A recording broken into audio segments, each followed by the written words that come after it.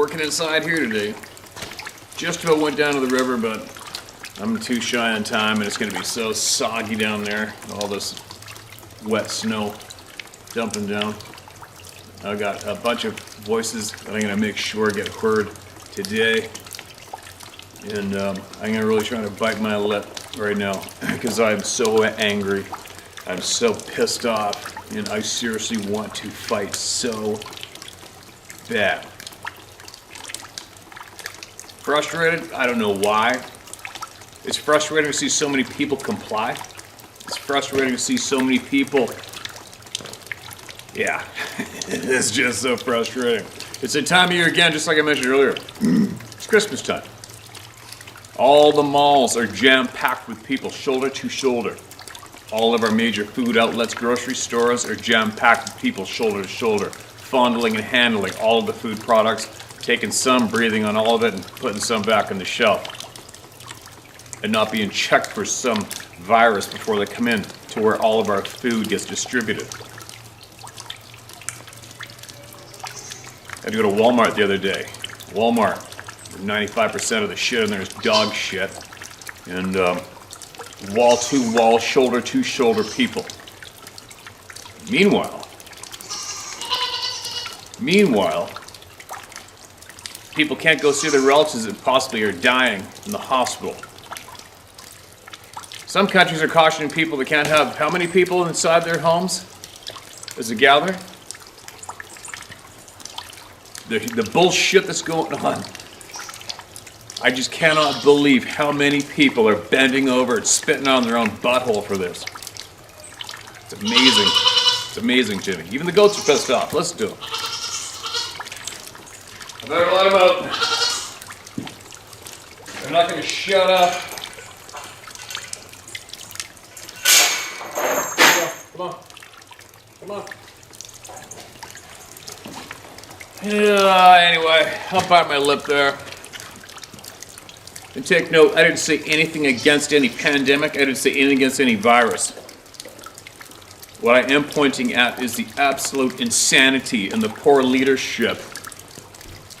The poor, extreme poor choices that are being slammed on all of us. We got nothing to say about it. And I hope I live to see the day all the people pay. All the dirtbags pay for what they are doing to society today. Shit, I'm pissed off. All right, here we go. Let's get some voices heard. I can make sure that goes down unstopped, not stopped, not prevented. I'm gonna show you guys something when I go through all my messages that I've got in my folder in my notes. As an example, check this out. Look at them all. It's all stories from all of you, from all over the world. Look at them all. Right? And my other phone's loaded up. These are brave people, courageous people coming forward and sharing what they have seen with their own eyes. Because they're safe here. They deserve respect. They deserve to be heard at all costs. And the goats agree too. What do we got here? Mark, this is red. Here is one I found way down the list that was missed by accident, but we found you. He was whooping at me from across the road. Hey Steve, my brother turned me on to your channel about a year ago after I told him of an encounter I had with what I believe was a Sasquatch on Highway 11 just south of Gravenhurst, Ontario. I drive truck for a living. At the time I was working for the largest grocery retailer in Canada. One night in March 2018, I was coming back from Huntsville, Ontario, traveling south on Highway 11 after delivering to one of our stores up there. On the way back, I usually stop at the Ministry Way scale just south of Gravenhurst because there's a coffee shop right next to the scale, and I like to stop and grab a coffee to finish out my run. There's a little shop directly across the road from the Ministry scale called the Paddle Shack that sells canoes and kayaks. In behind the Paddle Shack are miles and miles of wooded acreage. Here's a Google Maps link that shows the layout of the area. All right, I can't show that right now. It was late winter / early spring, about the 4th week of March at around 9 p.m. It was a quiet night without hardly any other vehicles on the road that night. I parked at the south end of the Ministry scale ramp and shut the truck off and hopped out to walk next door to the Tim Hortons. It was dark around 9 p.m. that night, and there was a slight cold drizzle coming down. Not the kind of night anyone would be out and about tramping around in the woods. As I was walking next door to get a coffee, I suddenly heard a very distinct whooping sound coming right from the woods in behind the paddle shack across the road. I'm generally familiar with most sounds that most wildlife in the area make what the sounds they make, and it sure didn't sound like anything I'd ever heard before. As well, it sounded like it was much too big to be human making that sound. Oddly, at the time, I didn't feel alarmed or threatened by it. There wasn't any foul odor noticed, and I didn't feel any sense of trepidation after often associated with these sorts of encounters. Perhaps because I think I simply hadn't connected what I was hearing with anything like a large hominid being known as Sasquatch. At the time, it seemed like a strange little oddity that I was prepared to ignore because when I'm at work, I kind of have a tunnel vision focus on just getting the job done. My mind is thinking, get coffee, get in the truck, and get the job done. I'm definitely not thinking Sasquatch, especially so close to human settlement. After I got my coffee, I headed off back south to our yard. On the way back, I started thinking about what that sound may have been. When I got back home that night, I went on YouTube and typed Sasquatch vocalizations into the search bar. I come across this, Sasquatch Sierra Sounds by Ron Moorhead and Al Berry in HD. Yeah, that's a good one, isn't it? At 22 seconds to 4 minutes 12 seconds into the video is exactly the sound I heard coming from in behind the paddle shack earlier that night. At that point, it confirmed what I had begun to suspect was the real source of the whooping sound. I'm not sure why it was whooping at me. If I had to speculate, I'd guess that it was just curious and wanted to make contact with me in the only way it knew how. Many years ago, after I'd first seen the Roger Patterson / Bob Gimlin film recorded in '67 in Bluff Creek, California, I've been totally convinced of the existence of these creatures. I just didn't expect to ever have any kind of a personal encounter with one, as I'm not a very outdoorsy person. I used to do a bit of grouse hunting with a single-shot 12-gauge when I was younger, but after having nearly blown my damn foot off with the gun, accidentally discharging about 6 inches from my boot, I decided that clumsy people really shouldn't handle firearms, and have never hunted since. By the way, I think Dr. Melba Ketchum should have been given a Nobel Prize for her work on the DNA of these creatures. They're actually half human. The mitochondrial DNA is human female, and the male side of the equation as yet remains unclassified. Probably one of the greatest scientific discoveries of our generation, but sadly her work remains unrecognized by mainstream scientific publications. Anyway, keep up the good work, Steve. Love what you're doing, love the channel, stay safe out there. Sincerely, Patrick LePage. Patrick, thanks for sending that in. And what's going to happen to Melba Ketchum is she got shafted, as so has every single other person who's come forward with the DNA results. They get shafted because the people who are in control do not want us to all know the truth. And that's what happened there. It's kind of funny, somebody mentioned something the other day about how a lot of people are claiming the Sasquatch people are the ancient ones that have been here, quote, way longer than us, end quote. Well, if that's the case, how do they have human female DNA? Kind of contradicts that one in a way, doesn't it? Nothing worthy of me arguing about. I really don't give a shit either way. What I give a shit about is why we're being lied to and misled. And I'm going to find out why, and I believe I am slowly finding out why. And when I do know why 100%, I'm going to share every single thing that I know with all of you, no matter what. What do we got here? The Mighty Samson Got Scared is the title of this one. Hi Steve, thanks for giving us a voice. My name is Daryl from Central Michigan. You can use my name. Most people already think I'm crazy anyway, and I don't care. First, I'd like to say I've never seen anything to explain my experiences. Found your channel a year ago. Now I understand some of my experiences. At very first, I was 18 in 1984 at summer camp with friends. So one night around midnight, we decided to go for a canoe ride down the river. Two of the guys went into the woods to relieve themselves. I and the other two walked to the river's edge to do the same. At this spot, the river was about 55 yards wide. It was a full moon. The other side was a steep hill about 80 yards up at a 65-degree angle, so the edge of the water is in the shadow of the hill. All of a sudden, it was like the water just exploded.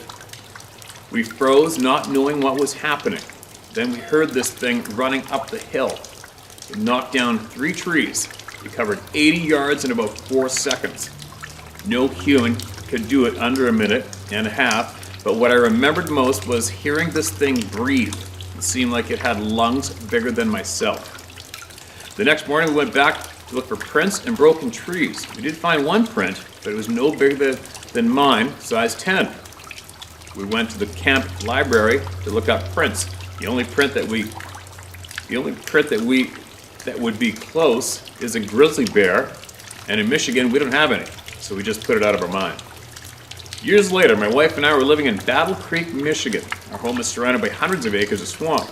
We had 24 chickens. We lost around 6 to raccoons. Pretty easy to tell by leftover remains. However, the other 18 were completely missing. One extremely hot and humid summer evening, it was around 1 a.m. We were watching late night TV. We were both sitting on the couch when something smacked the wall about 5 feet from us, around 8 feet up the wall. I ran out the door in my shoes and boxers with my Mossberg 12 gauge only seconds afterwards, and I found nothing. We lived there 2 years, and every time I was outside in the yard, I always had that feeling I was being watched. After 2 years, we'd had enough, and we left. My last experience took place last fall at my brother's cabin in the Upper Peninsula of Michigan. It was Sunday morning. My wife was making breakfast, so I took our dog for a walk. His name is Samson. He's a 140-pound mastiff. I've never seen him back down from anything. It was fall bear season, and we were walking down the road. I could hear a quad and a side-by-side about a half a mile up the road at the corner. When to my right, 80 yards in the thick cedar swamp, I heard knock, knock, knock. We both froze. Samson's ears were up and he was growling in a low tone. Then at the corner, we heard knock, knock, knock. We both turned and looked that way. It's very clear Samson is freaked out as I am, as am I. Then back to my right again, we hear knock, knock, knock. At this time, I decided it's time to go back to the cabin. Every 5 yards, Samson turns to look behind us and growls. This continued for about 50 yards. We ate breakfast, and my wife wants to walk before the long ride home. It's now been over an hour since Samson and I have walked. Now the 3 of us are in the same spot when all of a sudden it sounded like a freight train coming through the woods. Again, we all turn and head back to get on the truck and leave. And again, Samson would turn and look over his shoulder every 5 yards. We get in the truck and moving down the road when my wife asked me what that was. I replied, I don't know, but there are only 3 things in Michigan that can make that much noise in the woods, and I don't want to see any of them. She again asked me. I replied, it's either a bear, a moose, or a Bigfoot, I said jokingly. I've shared this with all of my family, and they all think I'm crazy. But one thing I've not shared before now was because it was just so crazy to me, and I've never heard of this before, but when I heard the first set of knocks, are they gone? The second set of knocks, coast is clear. Third set of knocks, okay, good. I haven't shared that before because even I thought it sounded crazy until listening to your channel and hearing that others have had this kind of experience also. And what's really crazy is that at home, Samson and I go walking every night on the same roads in the same direction. 2 days after we get home, we are walking about 1 mile from home when Samson stops and stares into the woods with his ears up and growls in low tone again, and then turns and is trying to pull me back home. I do believe the dogs can see and sense things we cannot, so I followed his lead and home we went. And those are my most notable experiences. I have no fear in telling this to anyone. I can only tell what I know to be true. It's up to others to believe. What bothers me most is that you can ask anyone that knows me, family, friends, and they will tell you that whatever I say is credible and truthful until it comes to this topic. And then somehow I'm no longer credible. It's just crazy. Thank you for helping so many people. What you do is awesome. Thank you for helping so many people. What you do is awesome. Sorry for being so long. Thank you for letting me share to the round table of knowledge. Daryl. No problem, Daryl. Hey, quit it. You know what? Thank you for saying that in. And I'm pretty sure that 110% of the people that share here claim the same stance, claim the same position when it comes to everybody thinking you're not credible just with this topic. I've used one of my closest friends as an example. I have cared for their 3 daughters numerous times. They trust me with their daughters' lives, right? I can share anything. If I see the most ridiculous sized game animal with this friend of mine, no problem, not a doubt about it. Of course, that's what I saw. But as soon as I say I seen an 8-foot, 9-foot tall, hairy thing looking at me on a rock, well, I'd have to see one for myself, right? It's just a really weird thing. One sec.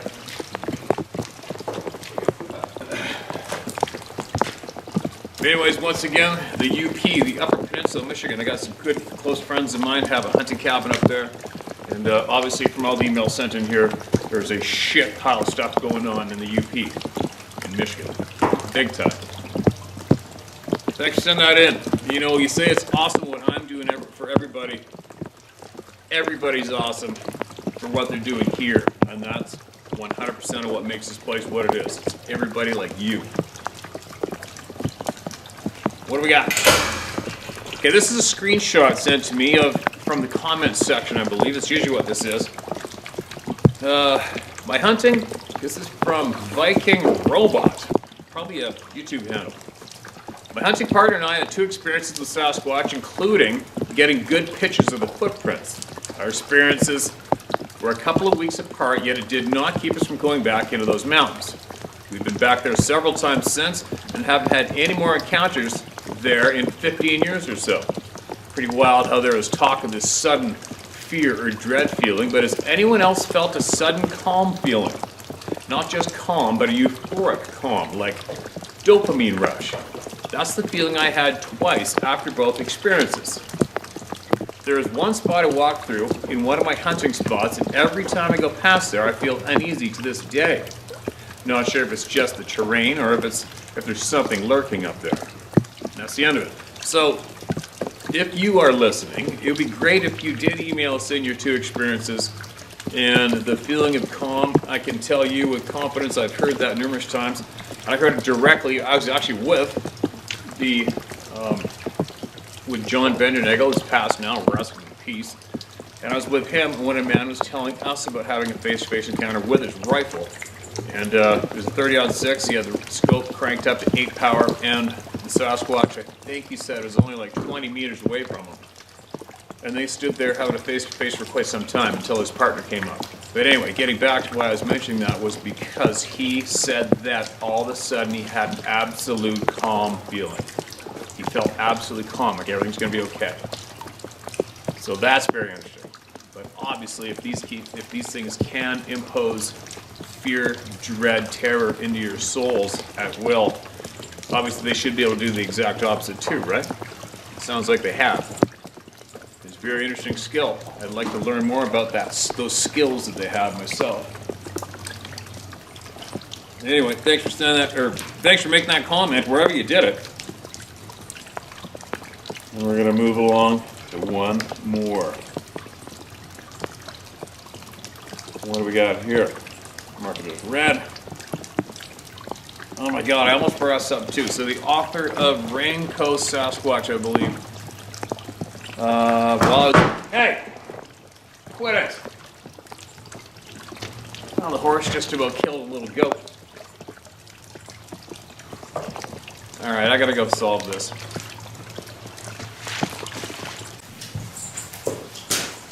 Alright, we'll sit here for a minute. Just about lost a goat to the horse. Well, mums can get pretty cranky sometimes, and I thought that she almost stomped this thing in the ground. If that happened, Sarah would be in frickin' therapy for 5 years straight.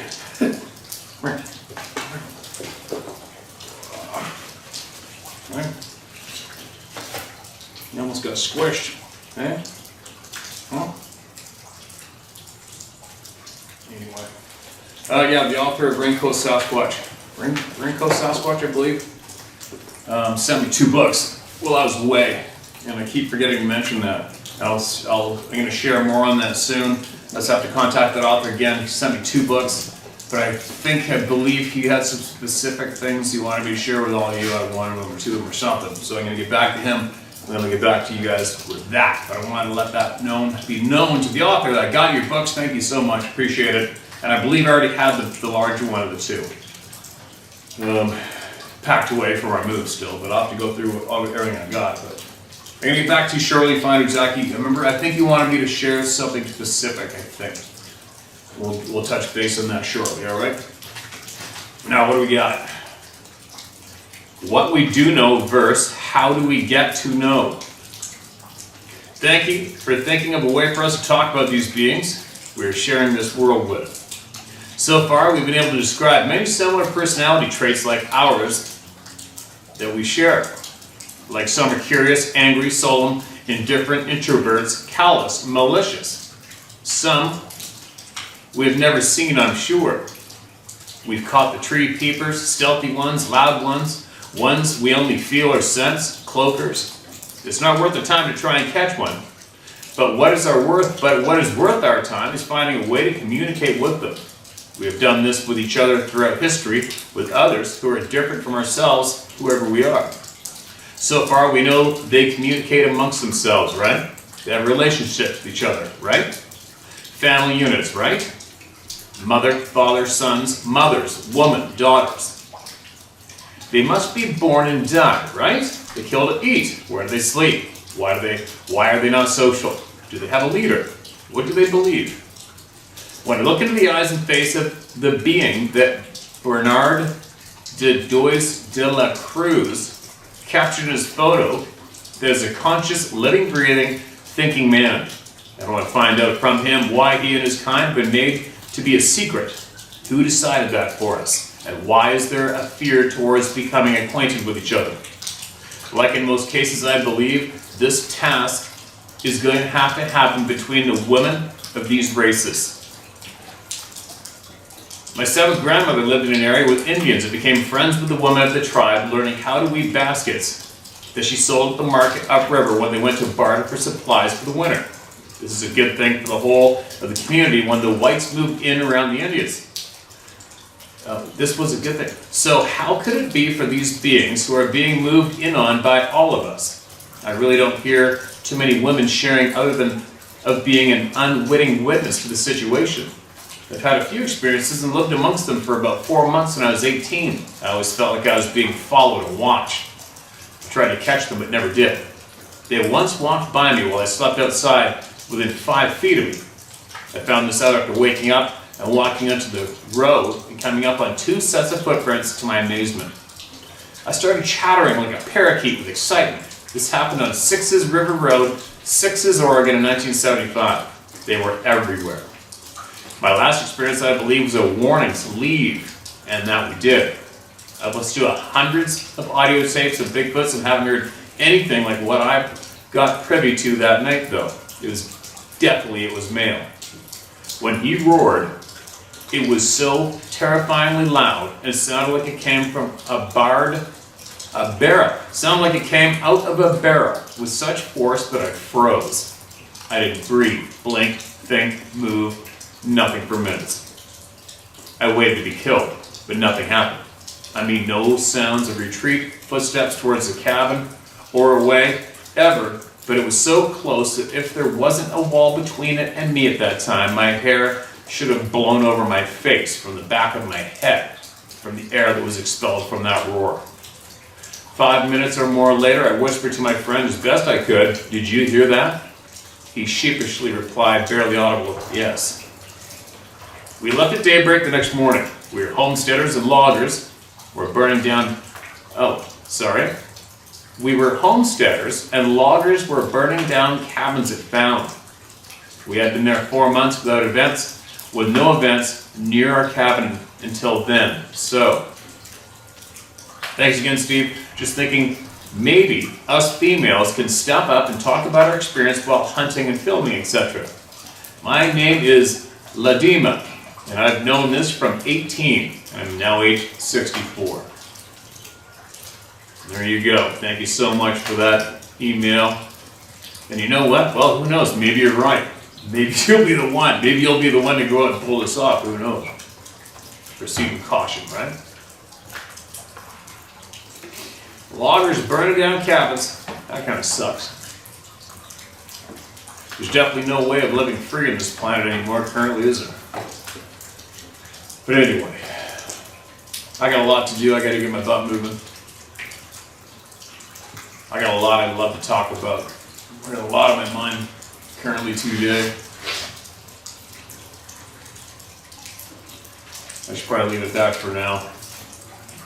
But I am digging. I'm digging like a son of a bitch, and I'm doing everything I can non-stop when I have time to try to find out truths and try to find out ways to make everything better. Sounds like some trees are getting dumped over there. But anyway, I gotta go. I gotta get going. So anyway, thanks again for that email. I absolutely appreciate it. And be safe out there. And if you come across information that all the people here can benefit from, make sure you share it with them. Through me or through something. Alright, just make sure you share the knowledge. Talk to you guys shortly. What are you little dorks doing? Huh? Troublemakers, right there.